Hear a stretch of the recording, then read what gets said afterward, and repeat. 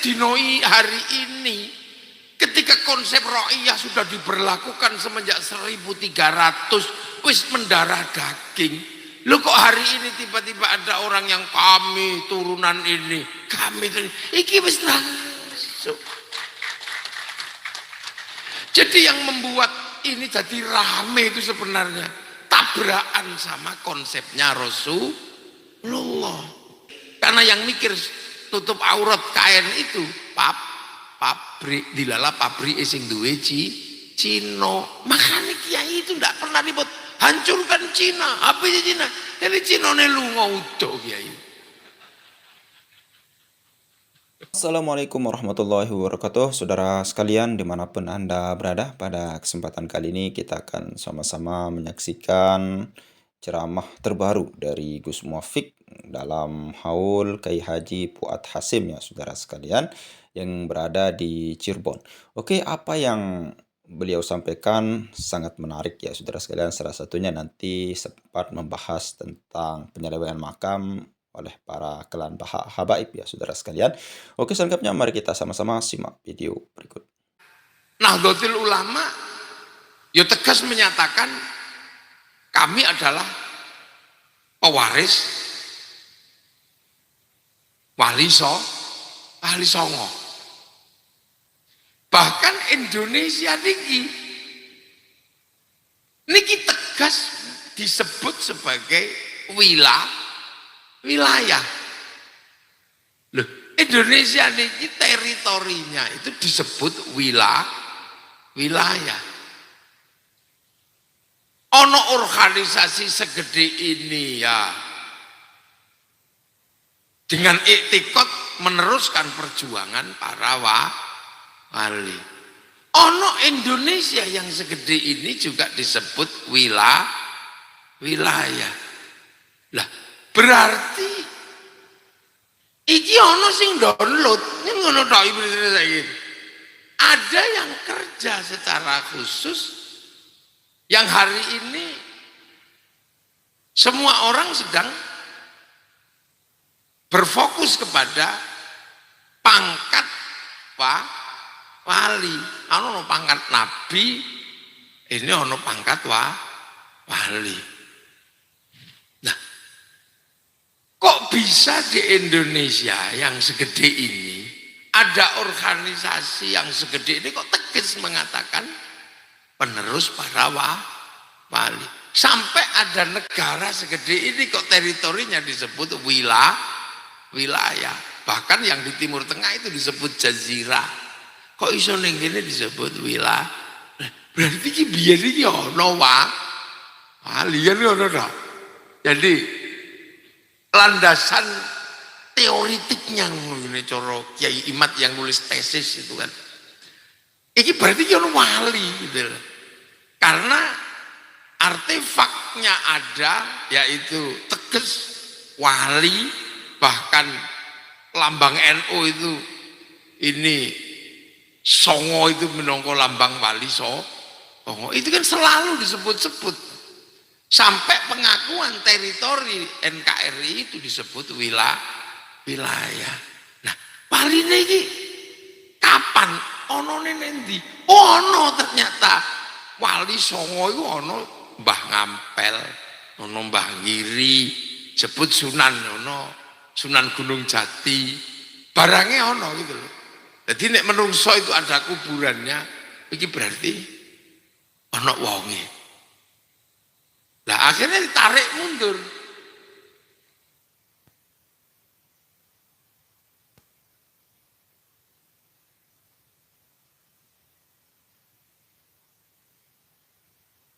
Loh, kenapa yang Islam di wali tidak ada ngono lho nono tadi. Terus ono sapa kae? Badrus sapa itu?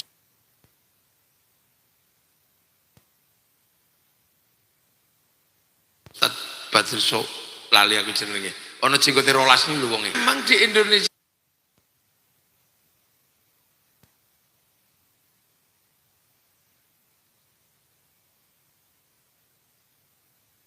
ya ini spesifik. Kok sing nyebarno wali sementara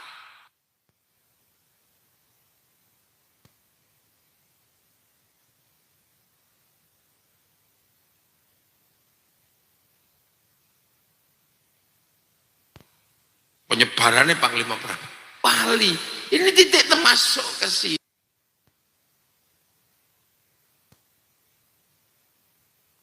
Ini kenapa disebut wali dan bener-bener wali? Karena ono titik temu antara dua sistem agama yang terlembagakan secara formal yang harus ketemu. Nah, agama nopo? Agama Hindu karo agama Islam. Indonesia ini dulu Hindu. Nah, Hindu itu yang boleh ngomong agama. Niku kasta tertinggi, jenenge Brahmatria. Nggak boleh, raja nggak boleh ngomong agama. Di bawah kesatria nggak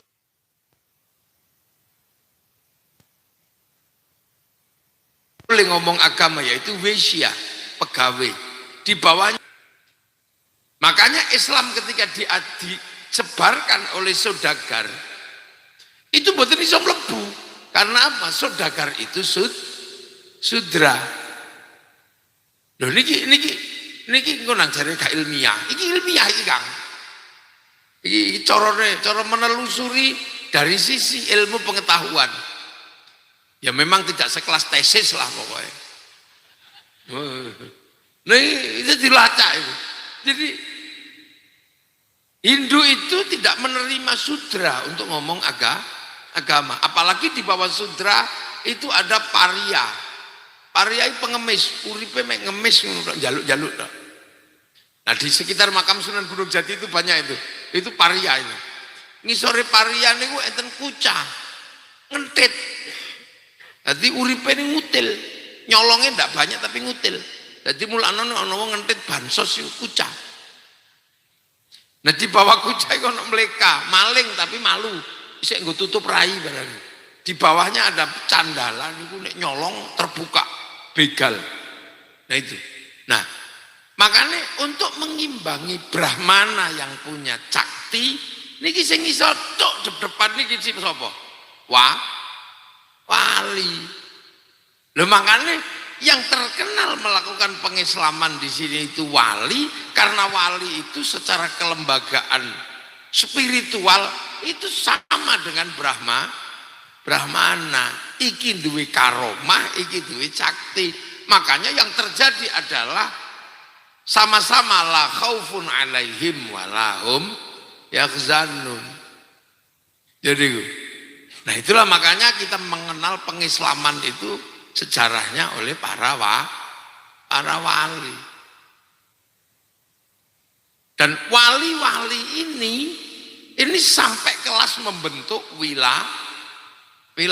Makanya wali sik kene niku sakti waline niku. Lah orang menggugat apa to kok pengislaman kok ceritanya tentang kesaktian. Kok enggak ada wali songo itu mengajarkan pertanian gitu. Ya wong Jawa niku wis ahli pertanian wong pancen nggon tanah bertani.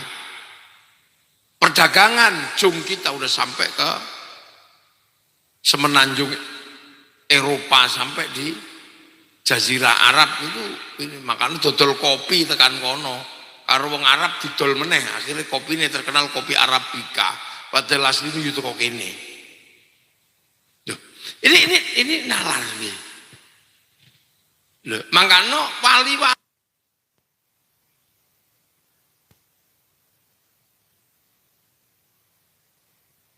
ini sama-sama la khaufun alaihi wa dengan cara apa? Melalui downloadan itu tadi. Jadi ono apa-apa ngono butuh apa-apa ngono download. Jadi gambar Indonesia ini mau seperti apa? Niku sudah tergambar oleh para wali. Makanya wali-wali ini ya enak aja, senenge mawon wong wali. Ngerti-ngerti kaya kula ngono diarani kiai ngono. Padahal ono kebu ya Kiai Slamet, ono tombak Kiai Pleret. Meng dadi Kiai Haji, sholat sembahyang, musola, langgar. Kok nggak khawatir ketelesut? Saiki kan khawatir ketelesut. Jadi la ilaha illallah ya dienggo tahlilan. Nah kalau yang sekarang karena yang melakukan pekerjaan itu bukan wali, makanya wedi. Pada takut kalau sampai simbolnya hilang, nanti jangan-jangan aslinya Ilang iki lek wong saiki la ilaha illallah gaeke gendera ngono. Ini dulu ya ndak itu la ilaha illallah la ilaha illallah. Mushola ya langgar. Salat sembahyang. Nah, di titik inilah sejarah dimulai. Makanya nek ngomongin sejarah Islam di Indonesia, ya wali ini. Nah, kapan sejarah itu dimulai? Ya ketika ditanam. Dzalika mathaluhum fit Taurat wa mathaluhum fil Injil kazar'in, ketika ditanam seperti tanaman, makanya awak dhewe menggunakan kalimat lir ilir tandure usu milir bahasa Al-Qur'an. Lah itu nandur. Ditandur, jadi ditanam betul. Ada tanaman yang sifatnya tanaman wajib, ono sing tanaman sunnah, ono sing. Tapi karena sing nanem itu para wali ya, gayane beda. Kaya jubah ngono klambi syar'i. Ditanem ya diketok ngono ae tok wong ra iso dienggo tandur. Ketokane diarani syar'un. Ndak punya huruf ain, punyanya monggo bodhongo, maka syar'un dadi sarung, saruan dadi sarungan. Jadi orang kalau paham nek sarung itu dari sar'un, nggak ribut. Karena ini fleksibel. Nek pengen cingkrang ya lintingan sing rada dhuwur, nek pengen mlotrok dono, nendek. Jadi dan itu butuh kejelian. Ler-ler tandure wis sumilir, tak ijo royo-royo, tak senggo kemanten anyar. Itu hanya orang-orang yang bisa menyelami sistem kerjanya wali yang paham. Makanya orang-orang yang punya pemahaman kayak gitu tidak banyak. Ya hanya penerusnya para wali. Kok iso sholat kok sembahyang, musola kok langgar, sama kok iso toh. Wong REK kok Hyundai iki. Kok iso le mineral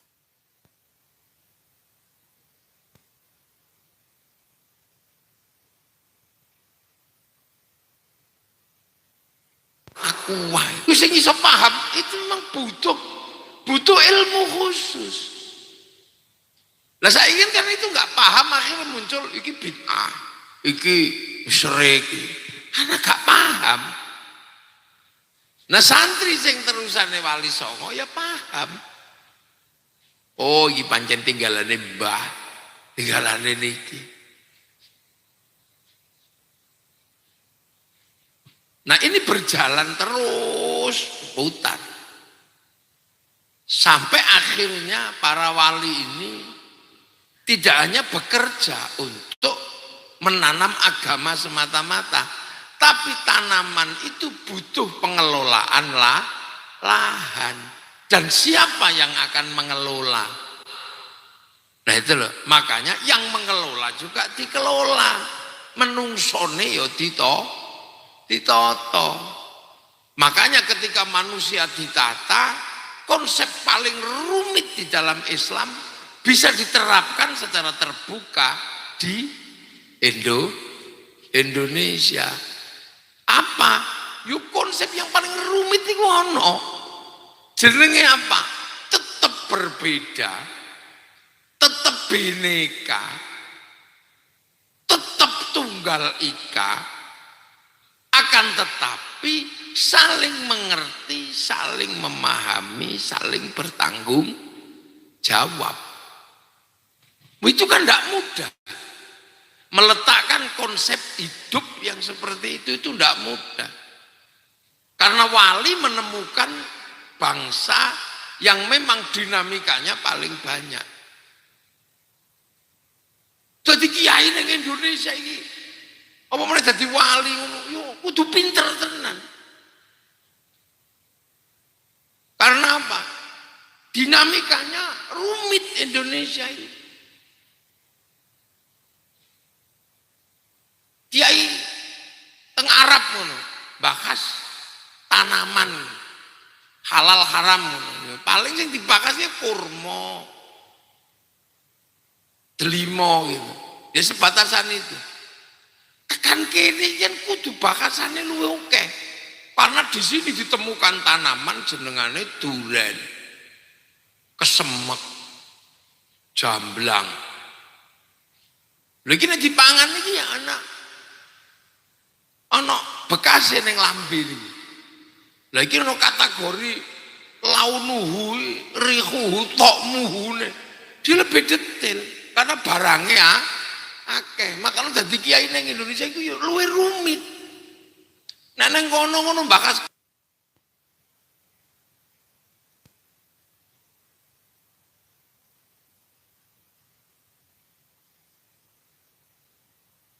kewan paling unta, paling wedhus. Ora ono bakas demit nang kono paling syaiton karo jin. Mak lampir ora ini. Wewe gombel. Lho makane kiai ning kene iku bakasane akeh karena dinamika yang dihadapi itu lebih banyak. Nek ning Arab ngono sing dibakas mek pira? Iki digolekno kiase ngono wangel kan banyak yang dibakas. Nah, pembakasan yang semakin banyak ini seiring dengan barangnya juga banyak. Lho makanya kiai-kiai di Indonesia niku hal-hal yang sifatnya sederhana iki wis ora dibahas. Persoalan jenggot wis gak dibahas. Soalnya nopo? Ya wong Indonesia iki rata-rata ora jenggoten, ngopo bahas jenggot? Sakniki niki kan bakasan-bakasannya kan bakasan yang sunnah sing enteng. Tentang dirijine ngene-ngene tahiyat ini kan enteng. Ini kan nggak sulit, sing angel kan sing ora duwe driji. Tapi wali dulu itu sing dibahas itu nggak main-main tentang bagaimana Islam itu ketemu dengan budaya dan masyarakat yang berbeda, bentuk yang berbeda-beda. Yang diterapkan pertama apa? Bagaimana Islam menjaga kerukunan dalam perbedaan, tetap hidup bersama, berdampingan, saling tanggung jawab. Loh, makanya konsep para wali yang diterapkan mengambil konsepnya Rasulullah, kullukum ra'in wa kullukum mas'ulun an ra'iyati. Akhirnya konsep ra'iyah itu diterapkan di Indonesia. Yang sekarang jadi rakyat itu. Itulah jejak wali. Orang mungkin nek ora ana wong Islam, ora ana wali, kok iso ana konsep rakyat, ra'iyah itu. Buktinya apa? Di negara yang tidak Islam tidak dikenal konsep ra'iyah utawa rakyat. Bahkan di beberapa negara yang Islam sekalipun konsep itu nggak dipakai. Saudi nggak pakai. Saudi kembali kepada kerajaan, kekuatan klan dan kekuatan suku. Jadi ya ayuhan nas, manusia ini belum rampung di beberapa negara. Masih kulit hitam, kulit putih sih urung beres. Inna khalaqnakum min dzakari wa unsa, lanang wedok urung rampung. Wedok mbuh nomor pira kon manak tok. Bar manak tinggal lunga. Makanya perempuan Indonesia ini enak karena apa? Hak dan kewajiban ini wis ditata. Wa ja'alnakum syu'uban wa qabaila, urus sing urung rampung. Sampai saiki kami suku terbaik, kami bangsa terbaik. Sik ngono wae. Di sini sudah melampaui itu semua, bisa diterapkan konsep ra'iyah. Berbeda suku, bangsa, agama, hiduplah saling bertanggung jawab. Akhirnya sing maune kula apa sing maune kawula iso pidato kula gitu. Sing hamba sahaya iso muni saya. Ini karena konsep ra'iyah utawa rakyat. Makanya nek dinoi hari ini ketika konsep ra'iyah sudah diberlakukan semenjak 1300 wis mendarah daging. Lu kok hari ini tiba-tiba ada orang yang kami turunan ini, kami iki wis langsung. Jadi yang membuat ini jadi rame itu sebenarnya tabrakan sama konsepnya Rasulullah. Lu mosok putune Nabi nggak nabrak konsepnya Mbah Dewi, kan ya ora mungkin itu. Nek jari Kiai mah ora mungkin putune Nabi kok nabrak konsepnya Mbah Dewi. Loh, ini konsepnya Nabi. Mangane wong Jawa itu sudah turun papat wis lah karepmu wong toh engko ya padha. Loh, itu berlaku. Makanya Indonesia itu tidak menggunakan faham people. People itu vox populi vox dei, suara mayoritas, suara Tuhan. Begitu dia mayoritas, dia menjadi diktator, menindas yang lain. Makanya di negeri Ra'iyah nggak cocok diterapkan konsep khilafah dan ikhwanul muslimin. Nggak cocok. Nggak bisa. Wong Ra'iyah itu sudah enak kok, setara, sederajat, wis enak. Kok tiba-tiba PKI komunis? Ya nggak bisa. Karena komunis itu proletar. Begitu dia mayoritas, dia diktator proletariat, menindas. Nah makanya Ra'iyah itu bisa mimpin dan bisa dipimpin. Makanya dalam konsep Ra'iyah ini Indonesia bisa jalan. Nah kalimat Ra'iyah atau rakyat nggak mungkin keluar dari orang yang bukan Islam. Dan pilihan kenapa bukan asyidda'u alal kufar, bukan kafir, tapi Ra'iyah ini adalah para wali. Loh makanya begitu Ra'iyah ini diterapkan, makanya Indonesia kemudian dikenalkan konsep hidup berbeda tapi saling melengkapi. Itu dikenal dengan konsep musyarakah, yang akhirnya kita kenal dengan konsep masyarakat. Musyarakah ini akhirnya jadi masyarakat itu. Jadi ini wong Cirebon masyarakat itu masyarakat. Beli masyarakat. Ini saling melengkapi. Makanya Cina ya urip, Kristen ya urip, itu saling melengkapi. Semua berjalan sesuai dengan apa? Dengan keyakinannya masing-masing. Lakum dinukum, tapi hidup bersamanya saling mengisi, saling melengkapi. Ya kiai itu sholat, tapi sholat itu nutup aurat. Nah, tutup aurat itu kain itu kiai nggak bisa mikir, karena yang mikir tutup aurat kain itu pabrik dilala pabrik sing duwe Cina. Makanya kiai itu nggak pernah ribut hancurkan Cina, apa Cina, jadi Cina ne lunga udo kiai. Dan itu bisa berlaku di Indonesia. Makanya sing dikit-dikit hancurkan Cina, itu orang Indonesia itu. Mungkin baru datang. Bahkan yang paling ekstrim itu dengan Yahudi. Yang lain hancurkan Yahudi. Indonesia mikir. Soalnya haji itu begitu naik ke pesawat, sing gawe karo sing ngurus pesawat itu yang Yahudi. Lah nek Yahudi ini mati kabeh, nglangin. Makanya tahu. Bukan kok kemudian hancurkan pun. Lah ini namanya musyarakah atau masyarakat. Nah yang suka ngamuan itu biasanya kiai freelance. Loh nek NU mana nih? Enggak, loh. Makanya Gus Dur nyantai. Wudu, kita nyuruh wudu aja, yang ngurus air itu pipa sama sanyo, produk Mas Pion. Nah kan ya ora iso anti industri kan, Kiai. Karena apa? Bikin masjid besi sama semennya diurus sama pap. Konsep musyarakah atau masyarakat itu berlaku di Indonesia. Untuk apa? Menopang kehidupan rakyat. Nah kalau pengen membuat kesepakatan, nah itu baru diterapkan konsep bertemu dalam wilayah namanya apa? Namanya wasyawirhum fil amri, maka berlaku konsep musyawarah.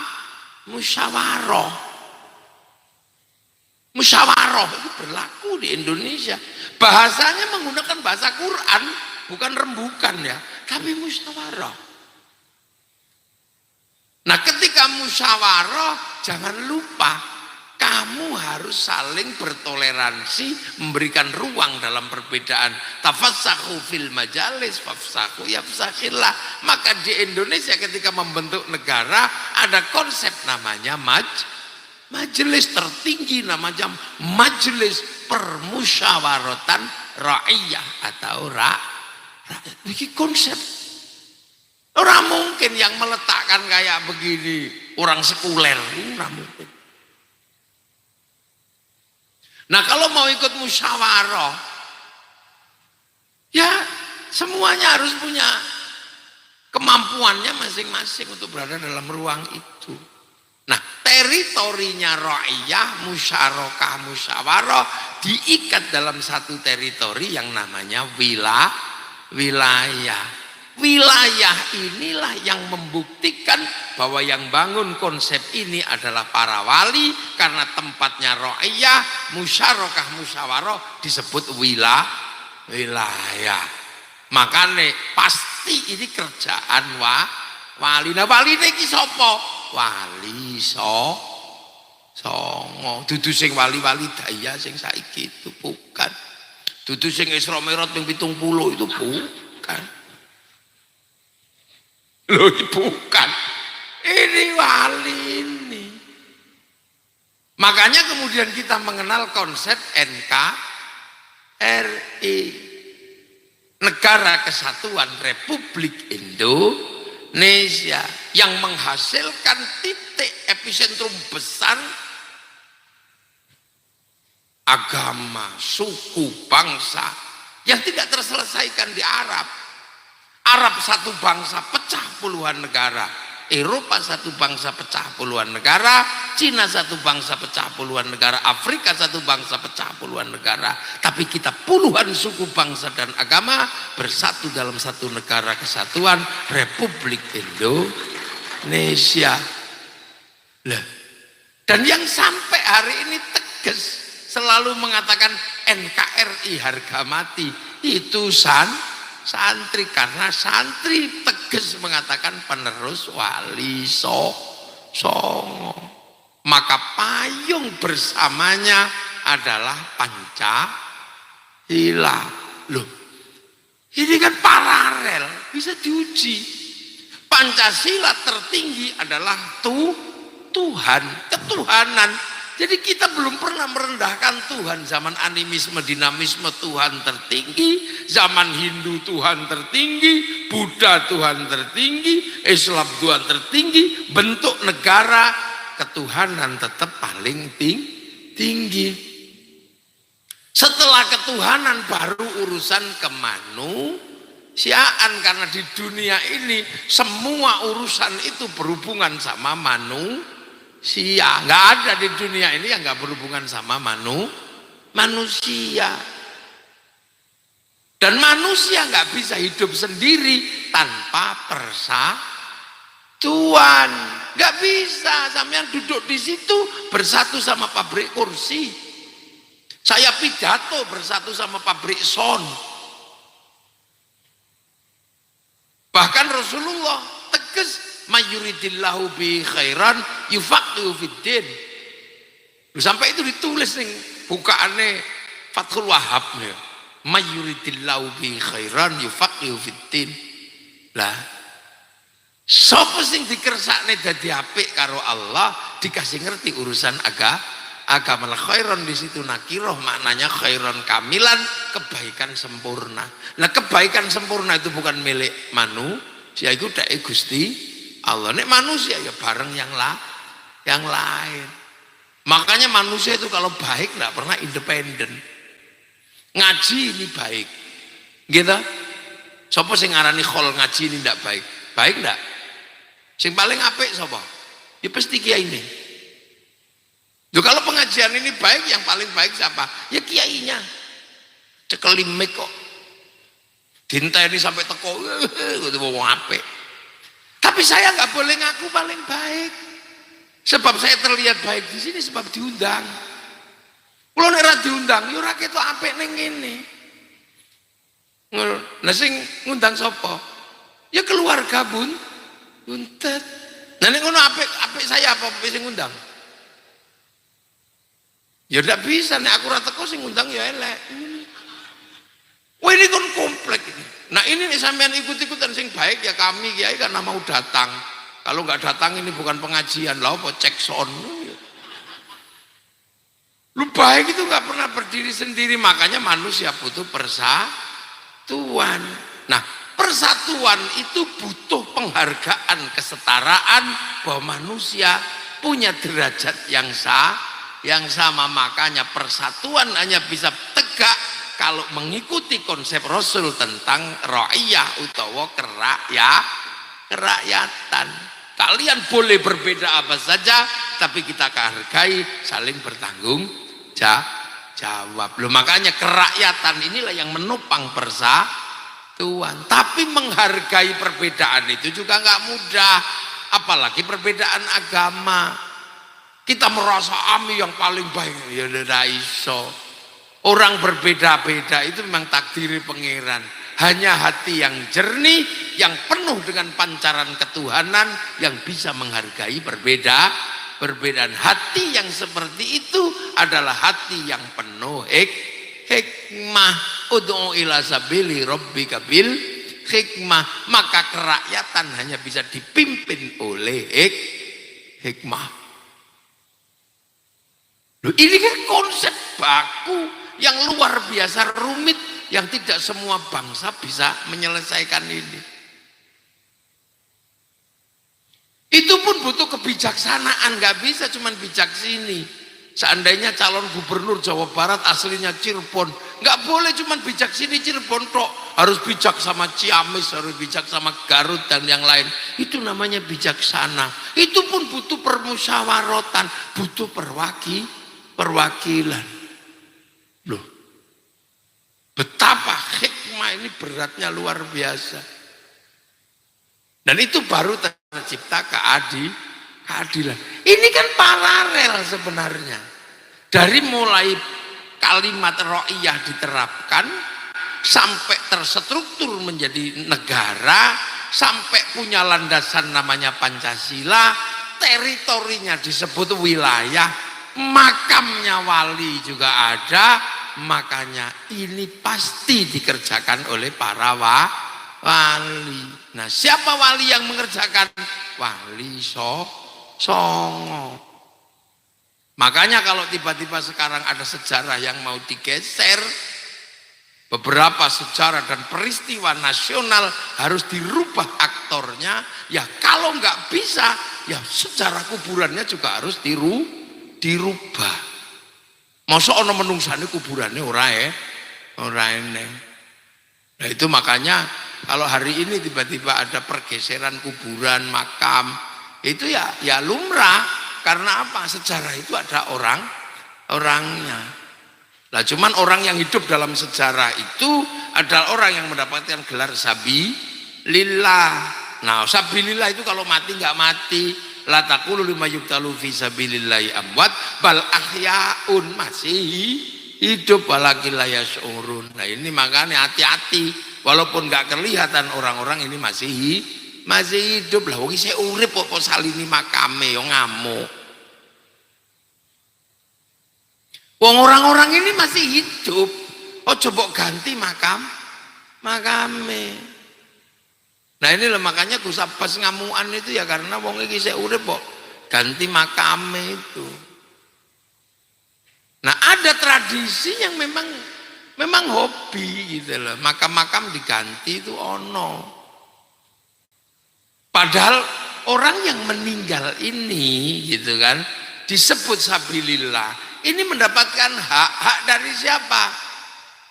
Hak dari walladzina ja'u min ba'dihim yaquluna rabbana ighfir lana wa li ikhwanina alladzina sabaquna bil iman.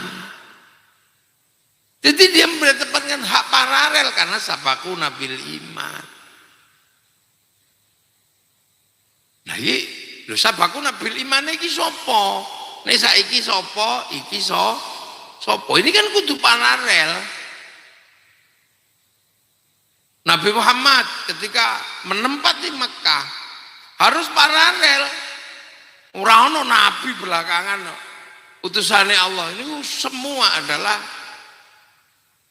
turunan dari Nabi Ibrahim Abul Anbiya wal Mursalin. Lah begitu Nabi Muhammad ning Ka'bah, ya orang-orang yang masih kenal sejarah Nabi nanya, "Ya Muhammad, kamu di Mekah kok duwe bahwa kamu keturunan Ibrahim itu buktinya apa? Oh, kamu bukan orang Palestina." Nah, sejarah Nabi Ibrahim itu di Palestina. Sementara Nabi Muhammad itu di Mekah. Kok iso ngaku penerusnya Ibrahim? Sejarahmu mana?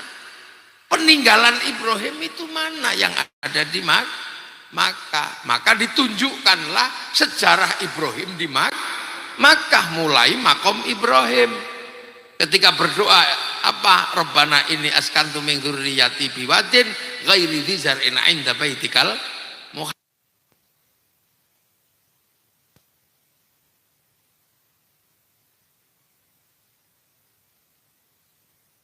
haram, Rabbana liyuqimus sholata faj'al afidatan minan nasi tahwi ilaihim warzuqhum minas tsamarati la'allahum yashkurun. Ya bener, nek kamu ada Ismail. Loh, kok Nabi Ismail mau dipotong itu di mana?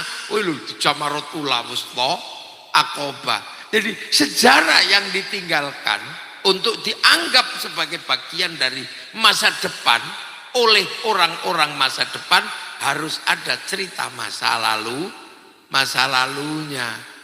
Dan di situ Nabi Muhammad sah menempati Makkah sebagai penerus Nabi Ibrahim. Maka sampai hari ini kama shallaita ala sayyidina Ibrahim kama barakta ala sayyidina Ibrahim, klaim sejarah harus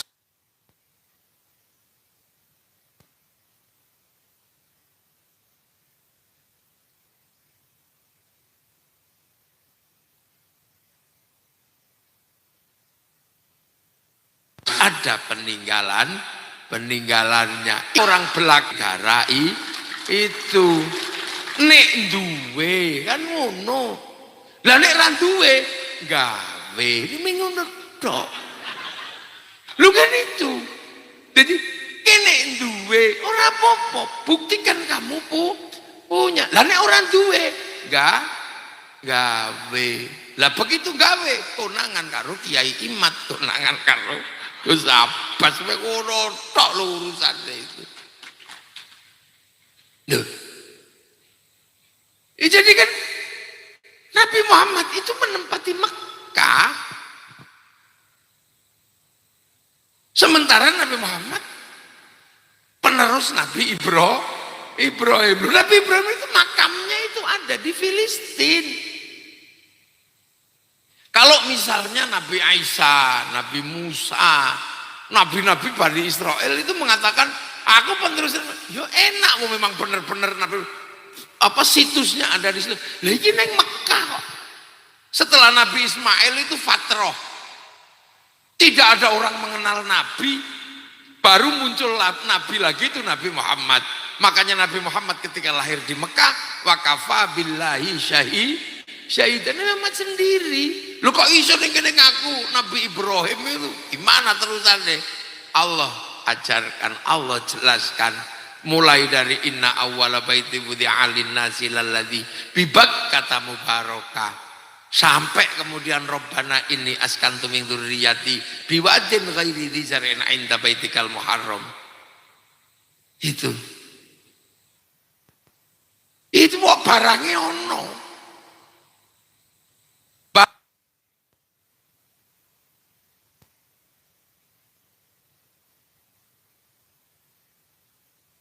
Barangnya ada.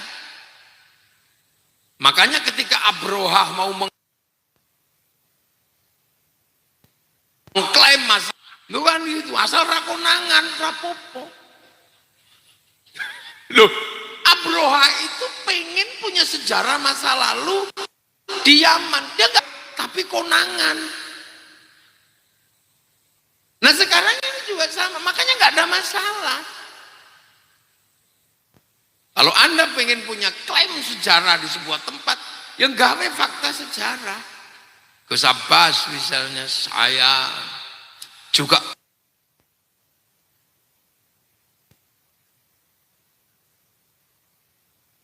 turunan Gajah Mada. Enggak apa-apa. Loh kok Cirebon ono Gajah Mada?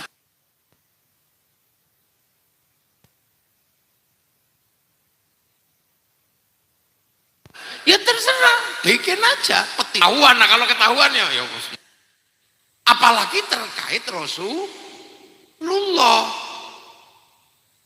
Lu ngono. Turki sing duwe rambutnya rawani ngaku keturunannya Nabi. Lu kan punya dia. Loh, ini semua sama.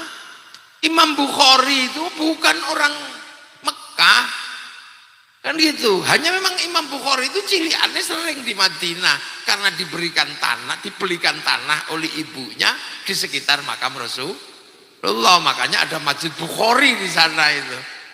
Loh, tapi begitu Imam Bukhari itu kan sudah sekian tahun. Kok tiba-tiba Imam Bukhari itu mengatakan amarona Rasulullah sallallahu alaihi wasallam. Kamu itu umur berapa kok amarona? Disuruh Rasulullah. Oh enggak kok. An gitu. Dan an ini diuji semua. Kunna ma'a Rasulullah sallallahu alaihi wasallam naf'alu. Aku bersama Nabi menjalankan. Kamu umur berapa, kamu orang mana kok bersama Nabi? Oh, an. Loh gitu. Lah ini ada, makanya Kiai Imad ini ngurusi loh kok aneh ono sing ilang gitu dok. Ya cuman gitu dok sebenarnya. Lah ketika sama Kiai Imad annya hilang, ya kalau menurut Kiai Imad itu hilang. Nah kalau sampean memang yakin ada, ya bawa iki loh Kiai Imad ada. Kata Kiai Imad, oh itu palsu lah ya wis mana sudah. Loh jadi ini masih ilmiah, makanya saya kemarin cerita sama Kiai Imad. Kiai Imam Bukhari itu juga dibully sama orang, bahkan dipenjara. Gara-gara apa? Membatalkan terong. Terong itu kan raja obat, jadi bakul terong itu kemana-mana tokonya itu tulisannya Badinjan Rok Sudawa gitu. Terong raja obat. Lah kok sama Imam Bukhari, terong raja obat itu hadisnya palsu. Ya pengusaha terong marah semua. Sampai Imam Bukhari dipenjara gara-gara membatalkan nasab terong itu. Loh, jadi makanya Nabi Muhammad itu berapa kali tuh disangsikan kenabiannya, ya dibuktikan. Nah itu, jadi makanya saya itu kadang itu yang bikin artefak ketahuan sama Gus Abbas, yang bikin narasi ketahuan sama Kiai Imad, apalagi Kiai Alwi, wah tambah kacau lagi itu. Agama baru, mate. Loh, ya itu resiko. Karena apa? Islam itu dari Arab. Nah, semua negara waktu itu sudah punya budaya, sudah punya peradaban. Makanya ilmunya sebenarnya dari dulu sudah ada. Ketika Islam datang ke sebuah wilayah, dan wilayah itu peradaban budayanya masuk menjadi budaya Islam. Nah itu namanya apa? Dulu wong sekolah itu dulu sudah dipelajari itu, namanya asimilasi, inkulturasi. Nah yang nggak cocok ada, namanya sinkretik. Jadi budaya sebuah bangsa atau negara yang nggak cocok ketika ketemu Islam dipaksakan masuk, itu namanya sinkretik. Makanya adalah istilah sinkretisme di dalam Islam. Itu ilmu lama sebenarnya. Nah itu. Nah makanya ada juga yang lebih ekstrim lagi. Kalau cocok dipakai, kalau nggak cocok dibuang. Itu ada di dalam Al-Quran. Jadi sirotol mustaqim itu ada, sirotol ladina. Nah al-ladina itu isinya kan banyak. Allahumma hdina sirotol mustaqim, sirotol anbiya wal mursalin, sirotol ulama wa syuhada wa banyak. Nah itu kalau cocok dibiarkan. Tapi kalau nggak cocok dihilangkan. Jadi al-ladina itu mengalami pasang surut dari dulu.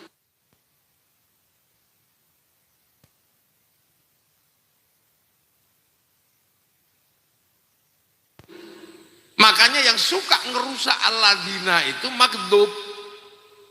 Nah yang suka ngerusak al-ladina kalau nggak cocok dibuang itu siapa? Yahudi. Makanya maghdub itu kalau kita ngaji tafsir maknanya Yahudi. Jadi kalau Gus Abbas nuduh Yahudi apa ya? Ya nggak salah.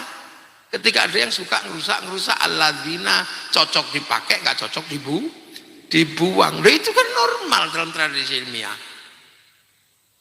Nah jangan ini nggak ilmiah loh ya, jangan gitu. Newton itu juga nggak ilmiah, wong cuma delok apel jatuh titung. Dari menghasilkan teori gravitasi.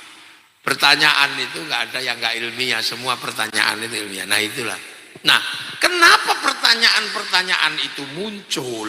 Itu kan sekarang ini. Karena ada mesin pertanyaan sekarang. Kalau dulu orang baik nanya ke kiai, orang pertanyaan jelek nanya orang jelek. Sekarang itu ada mesin yang bigel. Ini semua, ini bahkan nggak ada apa-apa aja nanya kok sekarang itu gak bahaya tah? Loh itu artinya ini era yang nggak bisa dibendung karena apa? Google itu bisa ditanya apa saja. Kursusan hilang ya gara-gara Google. Dulu ada kursusan, sekarang hilang Google. Yang menyebabkan semua bisa ditanya. Dari tanya perjudian ya ada dijawab, tanya sembahyang ya dijawab, rukun Islam ya dijawab. Apa aja dijawab, itu namanya mesin. Nah ini fenomena ini menyebabkan terjadi pertanyaan. Makanya yang ada di dalam agama Nasrani ya penuh pertanyaan, yang ada dalam tradisi agama lain, Islam, Hindu, semua menghadapi pertanyaan. Klaim-klaim besar sebanyak sekali yang terbongkar. Enggak cuma di Islam, semua sama. Yang kebetulan ini memang agak berat gitu aja kalau di sini nih. Karena yang ditanya itu adalah sesuatu yang selama ini dianggap sakral. Gitu loh. Itu sesungguhnya apa? Satu, menandai sejarah. Yang kedua, menandai apa? Kurun waktu. Jadi kurun waktunya 20 tahun Kiai Fuad.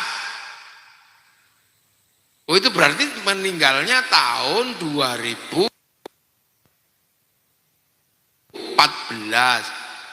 Eh 2004.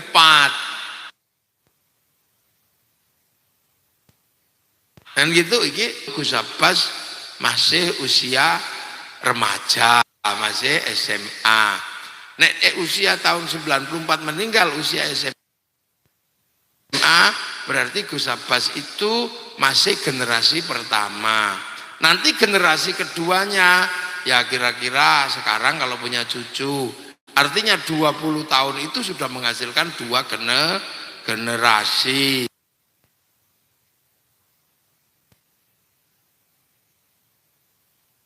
Oh lah kalau 40 baru 32, iki kemana yang hilang kan bisa diukur gitu kan. Itu makanya ini menandai-menandai yang kayak gini. Lah ini diukur, lah itu biar gak hilang. Nah kayak pertanyaan-pertanyaan kayak gini lumrah, nek iso jawab, nek gak iso menengo wis ngono wae. Jadi kalau kata Gus Faris kan apalagi Gus Faris pertanyaannya. Karena ilmunya itu ilmu sajarah. Sajarah itu pohon. Orang kita menyebut sejarah. Jadi nutfahnya mestinya ini, pohonnya ini, daunnya ini, buahnya ini. Lah kalau katanya pohonnya ini, daunnya ini, kok buahnya beda.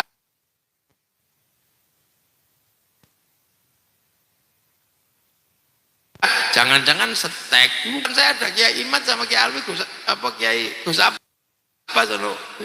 ini kan sebenarnya yang sekarang pondok ini kan memang lagi trending gitu kan dalam urusan nasab kan gitu. Nanti kalau yang terkait Rasulullah, verifikasi berikutnya mungkin juga akan ada, betul nggak rambutnya itu rambut Rasul, betul nggak terompah yang dicium Buya Yahya itu terompahnya Rasul, kan pasti orang juga akan diteliti nanti. Lu kan pasti diteliti. Wong kerisnya kena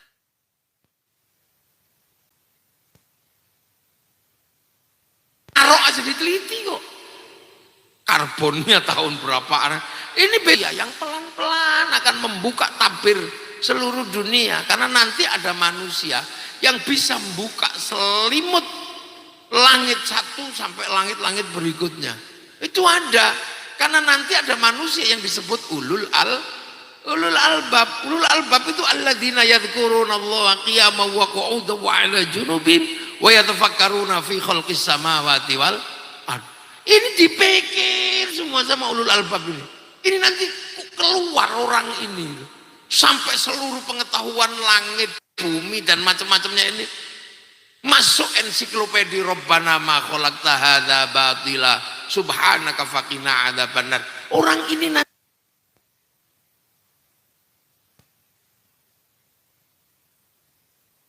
akan muncul. Jadi jangan dikira ilmu pengetahuan yang terbuka hari ini lebih gendeng lagi. Sampai Rabbana ma khalaqta hadza batila, enggak ada yang sia-sia ya Allah. Ini kan masih banyak yang belum diketahui. Itu urusan bumi satu ini aja bro, itu samawat loh. Beberapa langit ini akan kebuka sama namanya ulul albab. Yang nggak kebuka itu tentang dirinya sendiri. Si ulul albab nggak bisa membuka dirinya. Namanya ruh. Karena yas'alunaka 'anir ruh qulir ruh min amri rabbi wa ma utitu minal ilmi illa qalila. Itu generasi ini kemuncul. Iki medeni wong ini. Ulul albab ini. Subhanaka faqina adzabannar. Rabbana innaka man tudkhilin nar faqad akhzaita wa ma lidh-dhalimina min ansar. Rabbana innana sami'na munadiyan yunadi lil iman an aminu bi rabbikum fa amanna. Rabbana faghfir lana dhunubana wa kaffir 'anna sayyi'atina wa tawaffana ma'al abrar. Rabbana wa atina ma wa'atana 'ala rusulika wa la tukhzina yaumal qiyamah innaka la tukhliful mi'ad. Orang ini medeni nanti kalau ini muncul. Ini aja, ini 20 tahun lewat ini aja jin pensiun bisa kok. Pengetahuan yang terbuka dalam 20 ini jin pensiun. Bahkan mungkin malaikat penunggu jalannya bayi itu ada yang kecelik kok. Ditunggu di pintu bawah, keluarnya dari pintu atas sesar. Lagi orang lewat kono iki piye? Makanya ada nanti anak-anak nggak bisa disantet, itu nggak bisa. Karena apa? Randi weton. Wong angkatan. Kan diangkat jadi randi weton. Nah saya ini jen yang dulunya menyampaikan ilmu pelet aja pensiun. Sudah mata kaji kujaran yang pensiun sekarang. Kalah sama Avanza. Ini kan sudah banyak pensiun. Yang nungguin hujan kapan turun, naiki pesawat, turunkan kok. Dan itu manusia. Nah kalau urusan manusia, udah deh jin juga ampun kalau urusan manusia. Malaikat mungkin juga ampun kalau udah urusan manusia. Loh ini loh. Nah ini ada, makanya 20 tahun ini baru prolog tok. Industri-industri besar habis karena 20 tahun ini lah sesuk iki nek wis ana ulul albab. Jadi nek meng dibuka nasab ini, ini baru prolog itu. Kiai Imat itu baru mukodimah. Belum amma ba'du belum. Lagi pembukaan. Nanti pasti akan diteliti. Yang sendal, yang apa jubah yang itu pasti diteliti. Dan kalau betul persesuaiannya, itu pasti akan ketemu. Makanya sekarang manusia juga bisa diteliti, DNA, diteliti, ketemu. Karena ilmu kedokteran juga akan bergerak terus. Loh, jadi jangan anti dengan ilmu pengetahuan. Yang kita bahas itu sholat, iya yang kita bahas itu sholat, tapi tutup auratnya ini perkembangannya nggak mual, nggak umum bantere. Kita mulai dari jubah sampai sarung sampai merek, ini nggak berhenti nih perkembangannya. Haji itu ya dari dulu begitu, tapi perkembangan hotelnya, perkembangan vaksinnya, perkembangan pesawatnya, cepetnya ndak umum. Dan itu menghasilkan semesta. Makanya pelajaran dasar itu pelajaran makan, Allahumma barik lana, itu penghargaan bahwa ada peristiwa yang bergerak di luar piring yang kita makan. Siapa yang nanam, siapa yang bikin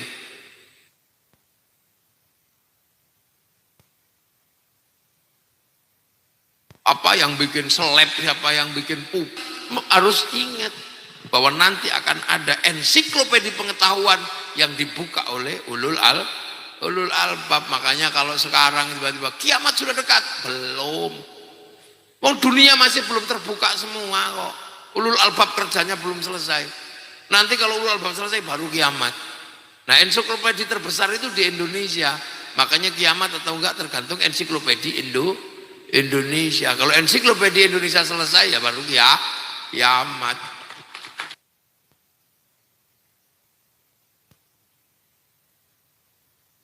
Lo kan ada bung Al-Quran kok. Kita itu aja bunga itu fungsinya apa? Selain dipandang itu apa? Kita kalah sama tawon. Tawon tahu madunya di mana, dicampur dengan madu apa? Dia tahu. Ini 20 tahun ini adalah perkembangan dari data, perkembangan dari pengetahuan yang cepatnya luar biasa. Kalau sekarang baru dipersoalkan lulusan NASA apa ini nanti juga mungkin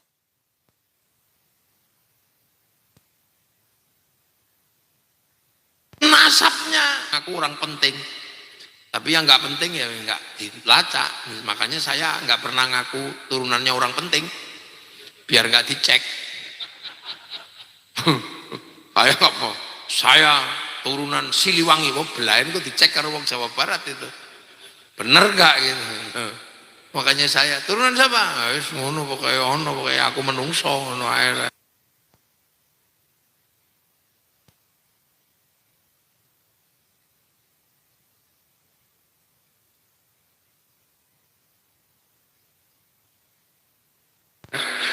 Wong apa? Bulung labet aja kalau ngaku turunan labet yang bagus minta harga mahal ya dicek. Nah ini kemahalan harganya soalnya. Ada yang seharga dengan 70 ulama ya dicek, wong larang hargane. Ane murah-murah ya enggak apa-apa. Loh iya tuh. Oh bisa masukin surga orang lah ya medeni. Ono sing ngapal 7 juta hadis itu lho. Iku hadis kutubu tis'ah enggak nyampe itu 7 juta. Apalagi cuman kutubu sita. Kutubu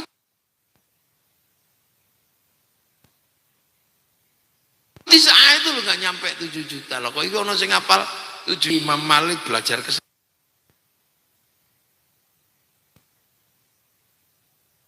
sana wong. Yang susah itu kan Isra Mi'raj 70 kali kan sehari 70 kali lah masang terope capek nanti tahu. Ganti kiai 70 sedina. Ya kayak gitu, tapi ya nggak apa-apa wong itu. Anu kok pengakuan kok. Tapi kan kalau itu dipaksakan menjadi pengetahuan umum kan harus diuji metodologinya. Cuman gitu aja. Nah itu loh, makanya kita ini mulai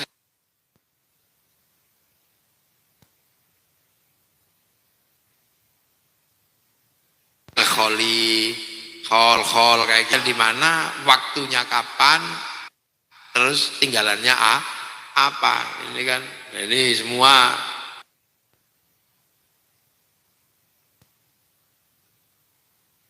sebenarnya ya berawal dari hidup dalam fase seperti ini wong bejo sampai Jadi kita ini beruntunglah hidup.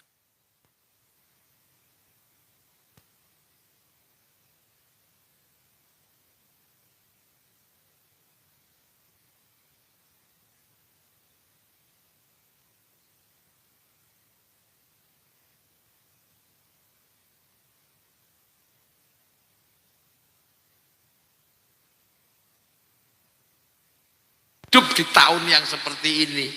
Nenek moyang kita tahunya cuma radio. Kita cuma tahu surat cinta, sopan. Sekarang, nak beli rokok, ya nggak jalan. Kamu disuruh nggak jalan.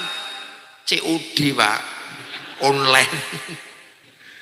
Ini kita dulu berdebat tentang bagaimana mushaf ini, apakah mushaf atau apakah kaset itu perlu wudhu. Sekarang semua handphone bisa bunyi Al-Quran. Nah ini makanya ada pondok yang sudah tidak memaksa hafalan. Karena apa? Karena PDF dan alat teknologi sudah memungkinkan orang untuk melihat sesuatu. Jadi ora perlu ngapalno suwe-suwe.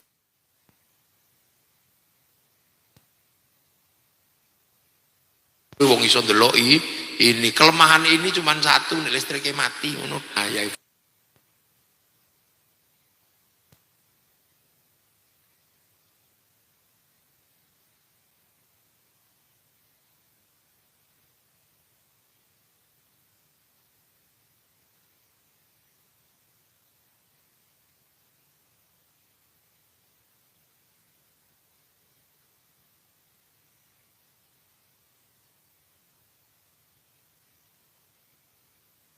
Fuad, ini ya saya doakan semua penjenengan. Gus Faris, tapi Gus Faris itu masih lumayan. Tapi Gus Faris itu masih lumayan, masih enak kalau didengar itu karena masih ada siirannya. Kalau Gus Abbas kan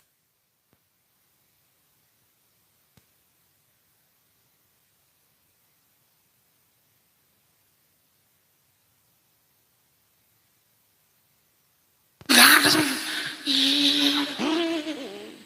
Tapi kan nggak ada orang tahu. Saya dicari, aduh, horor sampai aku delik di masjid buntet. Padahal tidak ada orang tahu. Oh berarti radarnya masih hidup. Besok, oh no pidato rong jam, oh, ini kok betah ini kayak. Nah itulah makanya hati-hati. Sampean aja meneh kok ganti apa bongkar makam pidato rong jam ngene kuat.